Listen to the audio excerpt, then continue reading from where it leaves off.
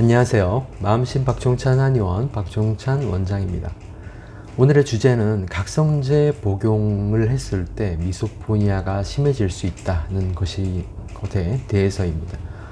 이 주제에 대한 이야기를 하려고 한 이유는 실제로 환자분들을 치료할 때 치료가 잘 진행되다가도 갑자기 증상이 나빠지거나 하는 일이 종종 생기는데, 그 이유를 이제 환자분들한테 대화를 통해서 자세히 들여다보니까 이런 커피라든가 아니면은 에너지 드링크를 마셨다거나 혹은 타 병원에서 각성제 성분이 있는 어떤 약을 처방받았다거나 이런 부분들이 있고 나서 증상이 악화된 경향들을 많이 볼 수가 있었습니다. 그래서 환자분들 입장에서는 이제 자기가 먹고 마시는 음료라든가 약이라든가 이런 부분에 대해서 모든 것에 대해서 성분을 알고 있기도 힘들고, 그리고 여기에 들어간 성분들이 굉장히 많은데 그 중에서 본인의 증상을 나쁘게 할 수 있는 것이 있는가, 이런 부분을 미리 알기는 상당히 어려운 부분이 있죠. 대부분의 경우는 자기가 먹은 일상의 음료나 약이나 이런 것들이 이러한 증상을 발생시킬 수 있다는 것에 대해서 인지하지 못하고 있는 경우가 대부분입니다. 그래서 갑작스럽게 증상이 나빠지면 그냥 저한테 물어보러 오죠. 왜 갑자기 증상이 나빠질까요? 그러니까 좋아지고 있다가 어제나 그제부터 갑자기 나빠졌는데 왜 그럴까요? 하고 내원을 하시는데, 이 부분을 이제 이런 것들에 의해서 문제가 될 수 있다는 것을 치료자가 미리 인지를 못하고 있으면 그러게요? 왜 그런가요? 이렇게밖에 얘기를 할 수가 없게 되고, 그렇게 되면 내가 치료를 잘못하고 있는가? 약을 잘못 쓰고 있는가?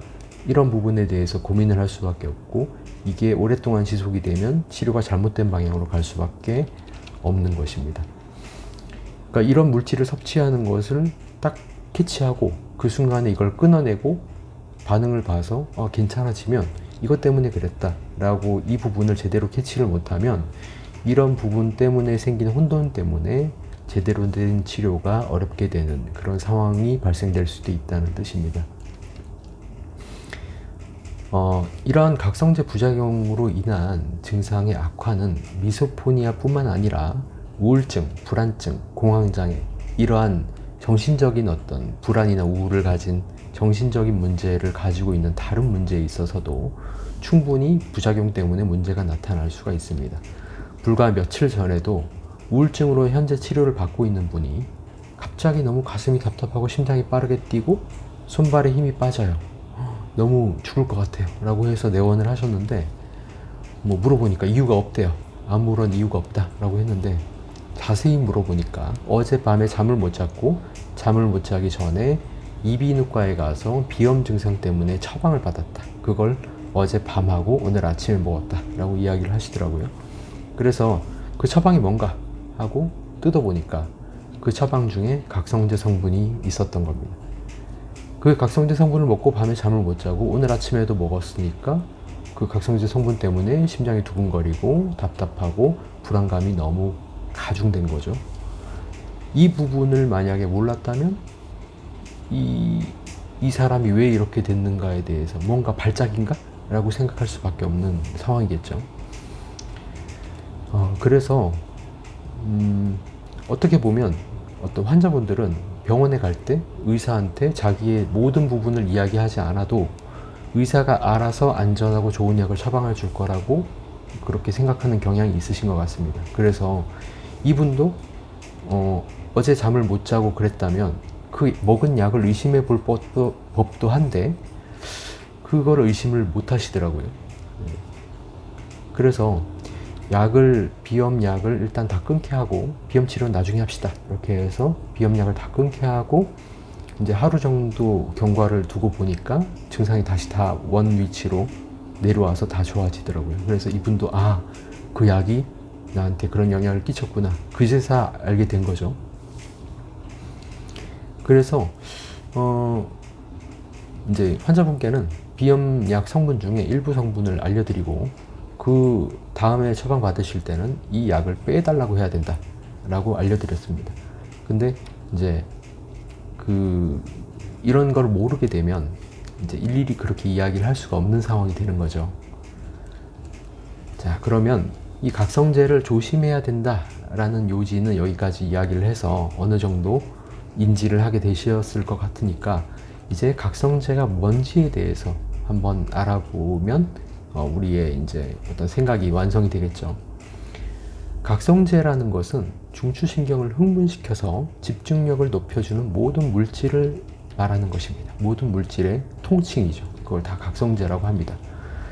그런데 시중에서는 이런 각성제 음료를 어떤 좋게 포장을 할 때 에너지 충전 이런 식으로 선전을 하고 있던데, 실제로는 충전을 하는 것이라기보다는 내일 쓸 체력을 오늘로 당겨오는 거라고 표현하는 것이 좀 더 이해가 빠르실 겁니다. 각성제 사용 이후에 잠깐 반짝하다가, 그리고 그 리바운드 때문에, 그리고 이제 각성제 음료들에는 당분이 들어있기 때문에 슈가 크러쉬 때문에 급격하게 피로가 몰려오게 돼서 각성제를 더 많이 복용하게 되는 그러한 이제 악순환에 빠지게 되죠. 대부분은. 우리가 흔하게 접할 수 있는 각성제를 세 가지 범주로 나누어서 한번 설명을 해 보겠습니다. 첫 번째는 커피입니다. 커피는 몇 년 전까지는 우리 사회가 뭐 술 권하는 사회다 라고 해서, 제가 대학에 들어가는 그런 시절만 하더라도 억지로 술을 먹이고 사람 사이에 만나면 무조건 술을 마셔야 되고 뭐 이런 문화가 있었던 것 같은데, 요즘에는 그게 이제 카페, 커피 이런 걸로 변화가 되어서 어느샌가 카페가 이제 술집을 압도하는 상황이 되었더라고요. 이제 그것뿐만 아니라 믹스 커피, 커피를 이용한 뭐 식음료 이런 것들을 다 따지면 요즘 시대는 정말 커피를 어마어마하게 소모하는, 어마어마하게 소비하는 커피 붐이라고 볼 수가 있겠습니다. 커피에 들어있는 카페인은 사실 각성제 치고는 상당히 효능 자체가 미미한 편이라서, 커피를 어느 날은 2잔 먹었다가 4잔을 먹더라도 증상 자체가 굉장히 많이 뛰어오르진 않고 조금 좋았다가 나빴다가 하는 이 정도의 편차만 생기기 때문에 환자 입장에서는 커피가 악화 요인인 줄 잘 모르게 되는 경우도 많이 있습니다. 그래서 증상이 어떻게 이상하게 자꾸 왔다 갔다 하는데 자세히 따져보면 커피를 마시는 것과 상관성이 있는 경우가 드러나는 경우가 나중에 있습니다. 그래서 이 커피라는 부분을 무시해서는 안 되는 것이고요. 그리고 특히 이런 민감성에 대한 질환이 있을 때는 이 커피가 효능이 미미하지만 큰 작용을 할 수가 있습니다. 왜 어떤 사람들은 커피 한 잔만 마셔도 밤잠을 아예 못 자는 사람들도 있잖아요. 어떤 물질에 대한 민감도는 사람마다 다른 것이기 때문에, 그리고 내가 이전에는 커피를 마셔도 괜찮았다고 하더라도 이런 미소포니아 같은 질환이 생긴 다음에는 커피의 민감도 자체가 더 올라갔을 가능성이 있기 때문에 이 부분을 항상 생각을 하고 있어야 합니다. 미약하다고 무시를 해서는 안 되는 것이죠. 두 번째는 카페인 음료. 요즘에는 이 카페인 음료의 소모량을 정말 무시를 못하는 것 같습니다. 상품명으로는 예전에 이제 고전적으로 제가 어렸을 때도 있었던 바카스 같은 것이 있었고, 요즘에는 뭐 레드불, 핫식스 이런 것들이 제품으로 많이 나와 있더라고요. 다른 제품이 어떤 것이 있는지는 제가 다 조사는 못해서 잘 모르겠습니다. 그런데 이런 제품들의 특징이 에너지를 준다 이런 식으로 이제 주장이 써 있죠, 거기에. 그런데 실제로는 카페인 성분이 많이 들어 있어서 그게 일시적인 각성작용을 주는 것에 해당이 되는 것입니다. 아시는 분들도 있겠지만 바카스도 주성분은 타우린이라고 되어 있지만 실제로 반짝하게 만들어주는 것은 카페인과 당분입니다. 그리고 이제 다른 카페인 음료들도 다르지 않죠. 뭐 타우린이라든가 비타민이 들어있다라고 선전하고 있지만 실제로 이 음료에서 가장 중요한 부분은 카페인과 당분입니다. 그래서 핫식스 같은 걸 찾아보니까 뭐 과라나 열매에서 추출한 카페인 이렇게 되어 있고, 레드불 같은 경우는 차 성분에서 추출한 카페인 이렇게 되어 있더라고요. 성분이 이제 뭐 차에서 추출했다, 과라나 열매에서 추출했다 이런 것들이 뭐 크게 중요한 부분은 아닙니다. 어쨌거나 추출한 카페인이 굉장히 고농도로 들어있고, 이게 일반 커피를 마셨을 때와 비교할 수 없을 정도로 고농도이기 때문에 어떤 부작용 자체도 커피와 비교해서 상당히 크게 나타나는 경향성이 있습니다. 그래서 미소포니아 같은 경우에는 특히 어떤 공부를 해야 되고 이런 연령대에 이제 학생, 이제 중학생, 고등학생, 그리고 대학생, 대학 그 초년 이런 경우가 많아서 학습을 많이 하는 환경에 있기 때문에 이런 음료를 많이 마셨을 때 증상이 심해지는 경향성을 더 많이 볼 수 있습니다.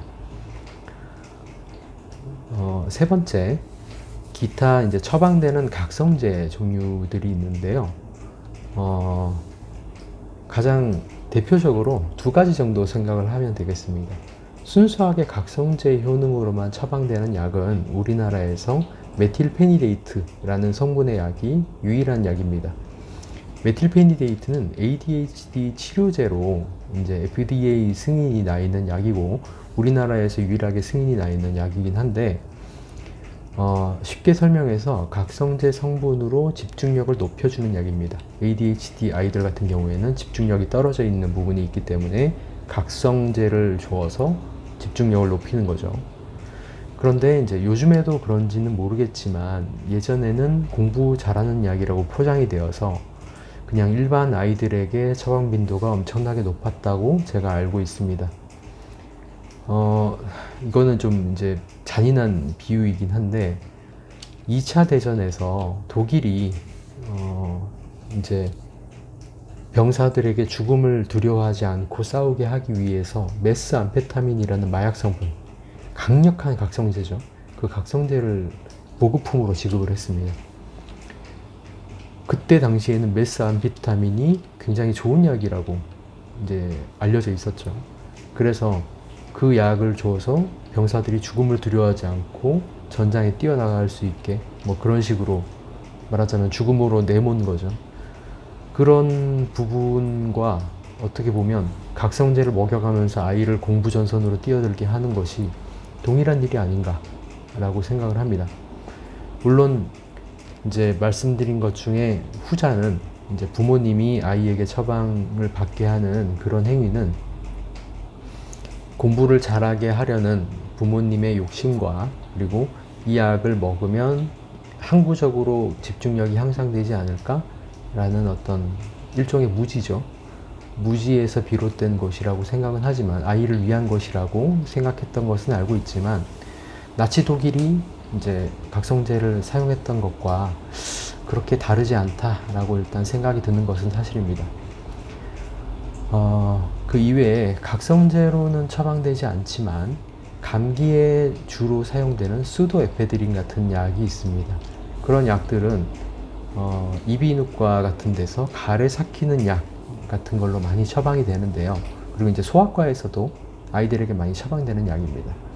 이러한 약들도 각성 성분이 있기 때문에 민감한 사람들에게는 부작용을 유발할 수 있습니다. 앞에서 예로 든 그 불안증, 우울증을 가진 그 환자분이 처방받았던 약도 바로 이 약입니다. 이러한 약을 처방받았을 때 민감한 사람들은 잠을 못 자고 심장이 너무 두근거리고 교감신경이 너무 심하게 항진되는 현상을 겪게 되는 거죠.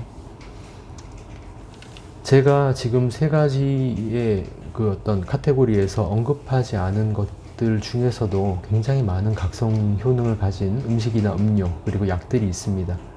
그런데 이제 이 세 가지만 언급하고 마무리하려고 하는데 그 이유는 우리가 많이 일상에서 접할 수 있는 것들은 거의 이 범주에 속해져 있고 그리고 이 정도만 염두에 두고 있어도 아마 충분하게 주의를 할 수가 있기 때문에 이 정도로 언급을 하고 넘어가도록 하겠습니다.